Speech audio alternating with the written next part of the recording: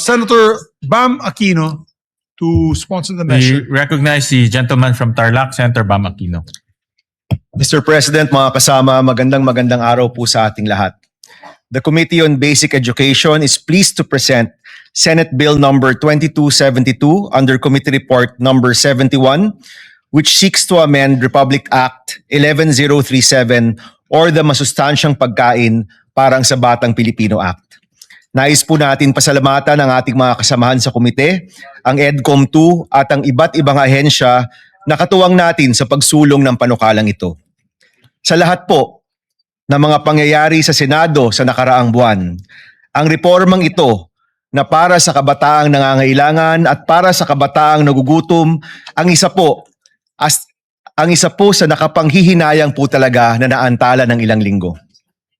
Mr. President, mahalagang tugunan po ang matagal ng issue ng stunting sa kabataang Pilipino. Ayon po sa ulat ng EDCOM2, sa loob ng 20 taon, mula year 2000 hanggang 2020, nananatili ang problema ng stunting sa ating kabataan.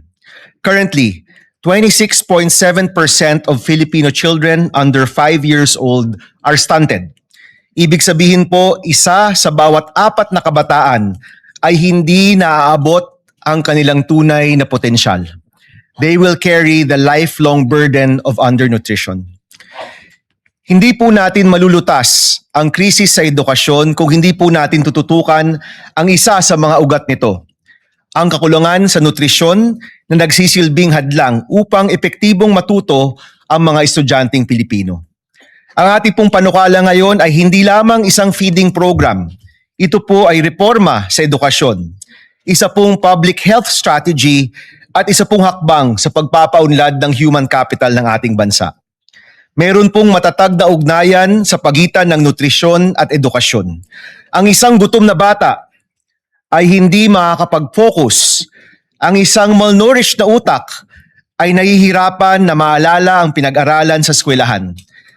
Ang expanded National Nutrition Program na ito ay tutugon sa isa sa pinakamalaking reformang kinakailangan ng ating sistema sa edukasyon. Noong ating pong unang termino, tayo rin po yung nag-sponsor ng RA 11037. Ngunit sa halos isang dekada ng implementasyon, nakita rin po natin ang mga gap o puwang sa sistema.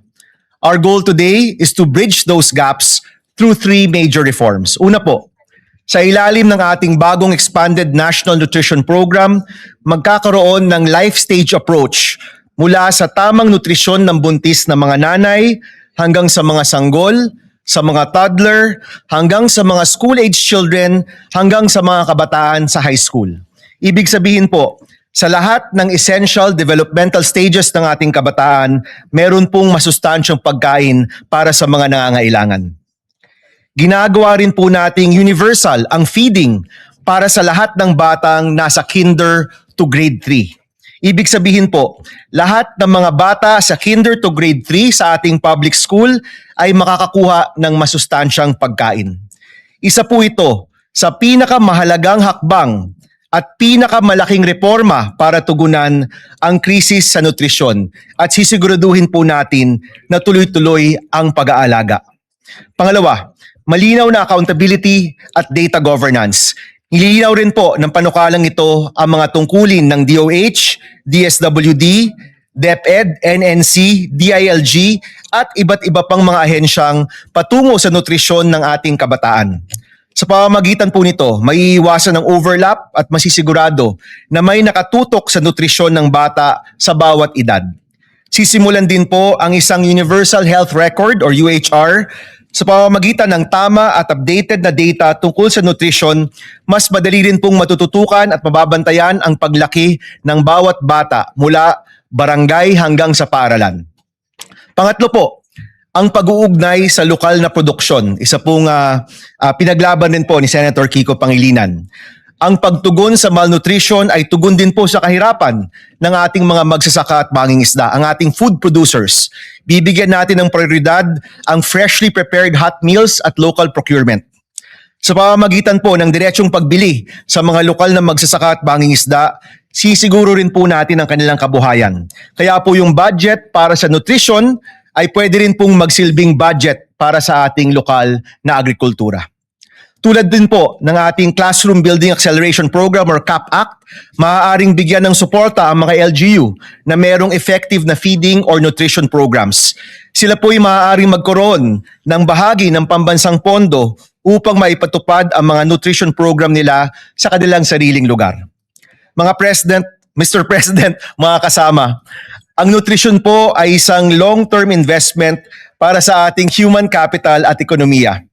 Ang mga batang malusog ay mas may pagkakataong magtagumpay sa paaralan, maging produktibong bahagi ng ating workforce at makapag-ambag sa pag-unlad ng ating bansa. Nagbibigay din ang batas na ito ng karagdagang suporta para sa mga vulnerable sectors tulad ng indigenous learners, mga nasa GAIDA or geographically isolated and disadvantaged areas, mga batang may kapansanan at mga buntis na mag-aaral. Gaya po ng iba nating mga reforma sa edukasyon, inaasahan ko po ang inyong suporta upang masiguro na wala ng batang Pilipino ang uuwi na gutom o mahihirapang mag-aral dahil sa kubukulong sikmura.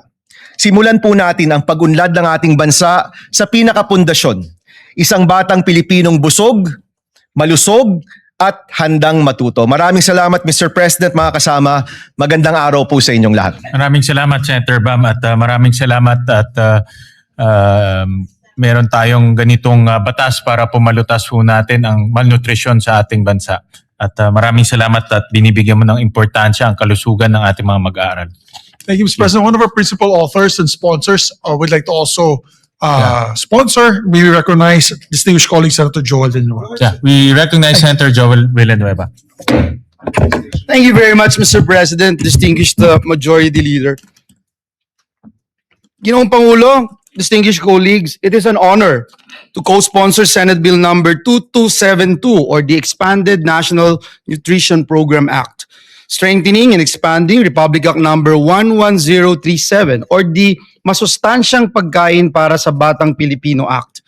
As one of the authors of this particular measure, having filed Senate Bill number 1145, we'd like to put on record our sincerest thanks and gratitude to the sponsor of the measure, our chairperson, Senator Bam Aquino, for pushing for this timely amendments to the law. Ginoong Pangulo, kapag po ang isang batang Pilipino ay pumapasok sa paaralan na wala pong laman ang sikmura, hindi lang po yan ang walang laman. Unti-unti rin pong nauubos ang kanyang pag-asa. Because before a child can dream, before a child can learn, before a child can succeed, he needs to be fed and nourished. According to UNICEF, Mr. President, nearly 1 in every 3 Filipino children under 5 years old is chronically malnourished. Sa BARM nga po, umaabot pa raw po sa 45.2% ang stunting rate ng mga bata. Mas mataas pa po ito, Ginoong Pangulo, sa nakakaalarma ng 28.8% na stunting rate ng buong bansa. Habang tayo po ay narito ngayon sa bulwagang ito, may batang Pilipinong pumapasok sa paaralan na tubig lang ang laman ng kanyang tiyan. May batang hirap na mag-concentrate sa klase dahil siya po ay gutom. At may mga magulang na pinipiling huwag kumain para lang may maihain naman para sa kanilang mga anak. Mr. President, the 2022 PISA results also showed that more than 1/3 Filipino students reported not eating at least once a week because of financial hardship. Hindi po simpleng statistics ito, Ginoong Pangulo. Mukha po ito o mukha po iyan ng batang nahihilo sa classroom. Mukha po yan ng batang unti-unting na pag-iiwanan. Hence, Mr. President, we fully support this measure which recognizes that hunger is not really a food problem. It is an education problem. It is a health problem. It is a poverty problem. Mr. President, distinguished colleagues, the true measure of a nation is how it treats its children. Kung gusto po nating magkaroon ng matatag na ekonomiya, dekalidad na edukasyon at produktibong mamamayan, magsimula po tayo sa pinakapayak ngunit pinakamahalagang pangangailangan, ang masustansyang pagkain. Kaya naman po sa panukalang batas na ito ay laban po ito sa kontragutom, laban kontra gutom, laban kontra stunting, laban kontra kahirapan, at laban para sa kinabukasan ng bawat batang Pilipino. Naniniwala po tayo, Ginoong Pangulo, na kapag busog ang bata, mas malakas at mas ganado po siyang mangarap. Mas handa po siyang matuto at mas handa po siyang lumaban sa buhay. At kapag ang batang Pilipino ay lumaking malusog, ang buong bayan po ang aangat. Dahil walang batang Pilipino ang dapat matulog na gutom at walang batang Pilipino ang dapat mangarap ng walang laman ng tiyan. Muli, Ginoong Pangulo, maraming salamat at pagpalain po tayong lahat ng ating Panginoong Diyos. Maraming salamat, Senator Joel Villanueva. We recognize the gentleman from Pampanga, Senator Kiko Pangilinan. Maraming salamat, Mr. President. Just a quick manifestation.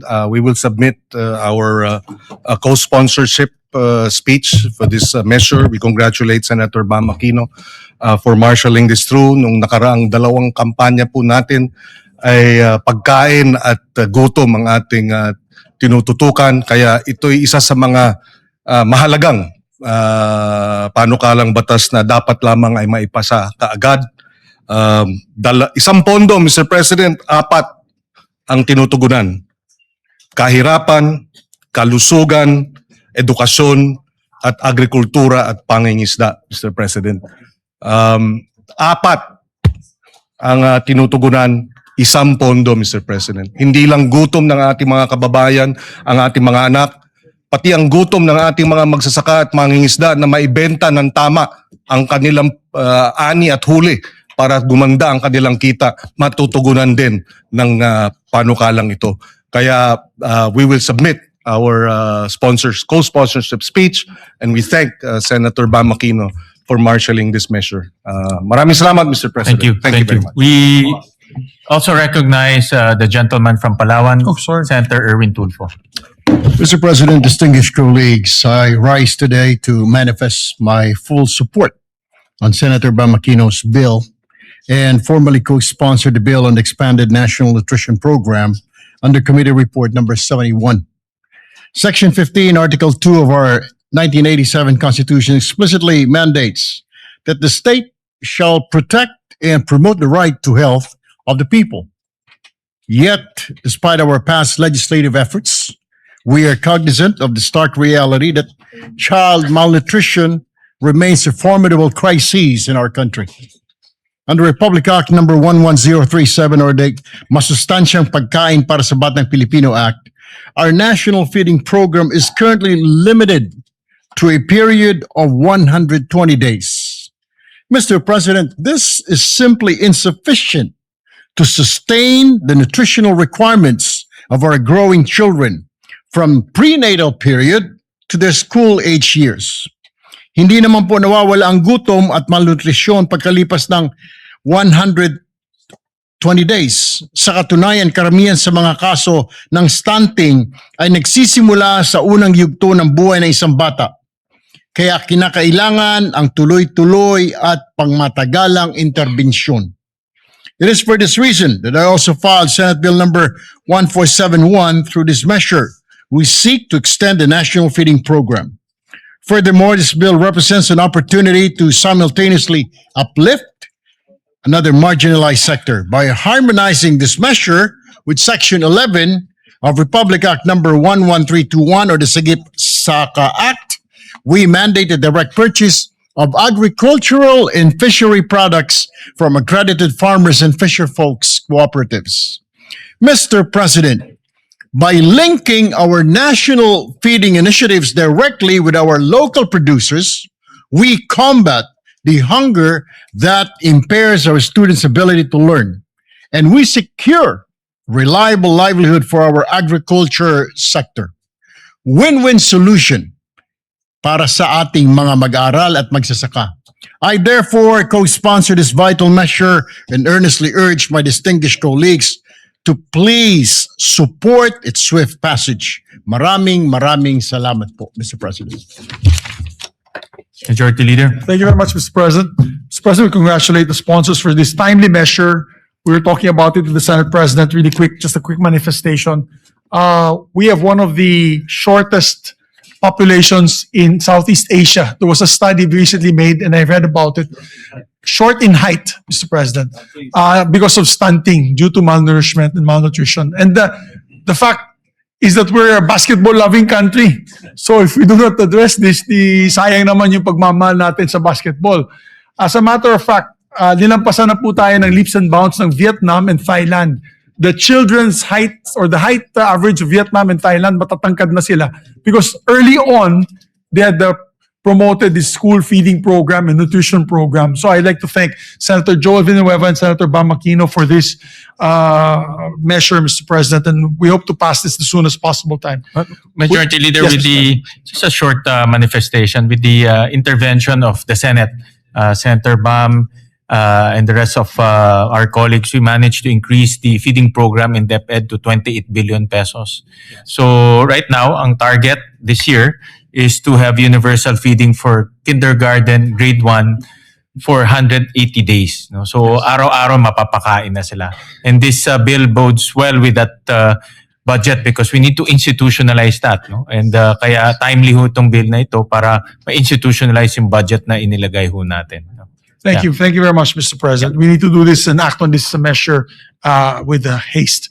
Mr. President, I move to suspend consideration of the measure to allow our colleagues to study the measure further. Is there any objection? Hearing none, the aforementioned bill is hereby suspended. Mr. President, we'd just like to